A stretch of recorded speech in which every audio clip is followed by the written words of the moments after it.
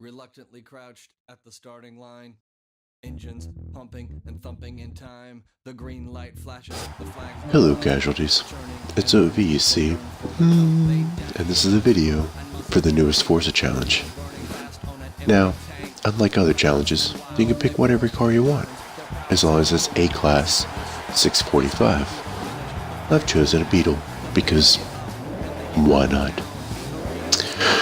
As you saw earlier, you saw my what I use as far as racing assists.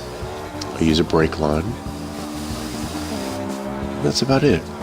Manual with clutch is very important. It makes you go faster. Anti-lock brakes, which doesn't necessarily make you go faster, but makes you brake more efficiently and quicker. Traction control keeps you on the road better, or the lack of traction control keeps you on the road better, as well as not having stability assist on. These are all very important things to have off when you're trying to be fast, because if you have all these things on, you're just trying to control your car instead of you controlling your car, which is really bad. The other thing to think about is when you're tuning your car. Having a fast engine or the most horsepower isn't necessarily the best thing in the world. You want to have things like traction to the wheels, a really big tire path. You want to have spoilers that create downforce to keep your car on the road.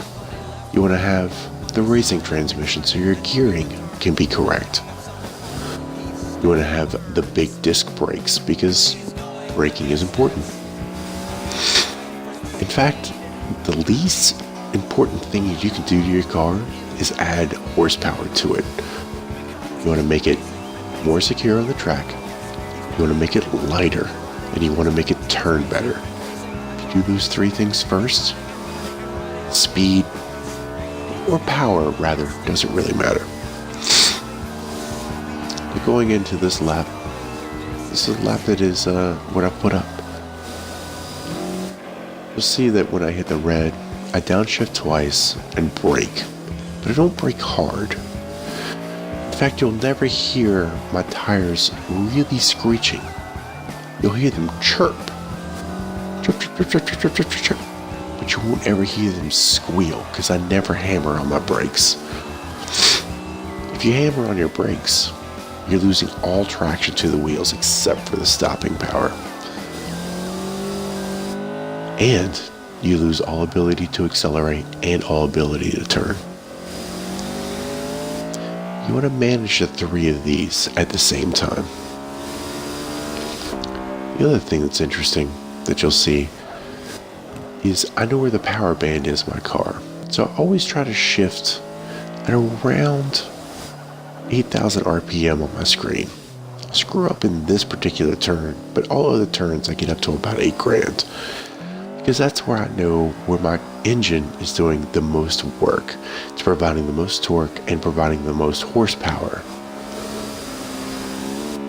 That in turns allows me the most speed and the most acceleration.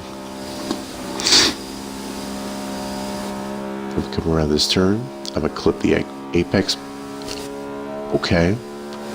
And that'll be it.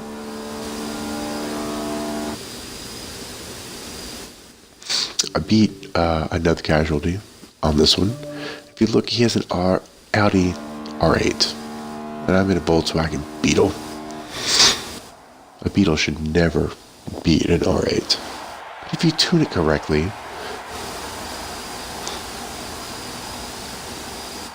you have it lowered, you have the suspension correct, you have the aero correct, and you have the transmission correct. Your car will be much faster than if you take it off the line. Any casualites trying this challenge and that are having any problems, reach out to Memnith. That dude is a tuning king. If you can't get a hold of Memnith, reach out to me. I know a little something about it. Anyway, this is the challenge.